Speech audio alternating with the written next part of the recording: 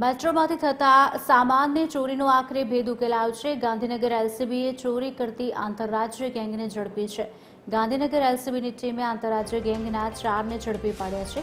મેટ્રોમાં copper wire અને સામાનની ચોરી કરીને તરખાટ મચાવ્યો હતો। ગાંધીનગર અને અમદાવાદ મેટ્રો સ્ટેશનમાં વાયરની ચોરી કરી હતી।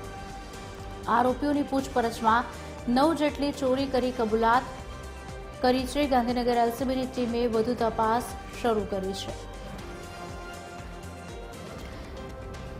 ગાંધીનગર એલસીબીની ટીમે વધુ તપાસ શરૂ કરી છે। મેટ્રો સ્ટેશનમાં વાયરની ચોરી કરતી ગેંગ આખરે ઝડપાઈ ચૂકી છે। પૂછપરછમાં 9 જેટલી ચોરીની કબૂલાત કરી છે। આંતરરાજ્ય ગેંગને ઝડપી પાડી છે ગાંધીનગર એલસીબીએ।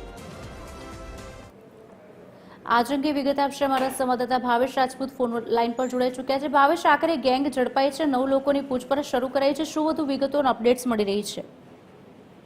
વાત કરવામાં આવે તો જે રીતે અમદાવાદ અને ગાંધીનગરમાં અલગ અલગ જગ્યાઓ પર મેટ્રોના કેબલોની ચોરીની ઘટનાઓ બની હતી, ત્યારે આ કેસમાં સંડોવાયેલી ગેંગને પકડવામાં ગાંધીનગરની પોલીસને સફળતા મળી છે।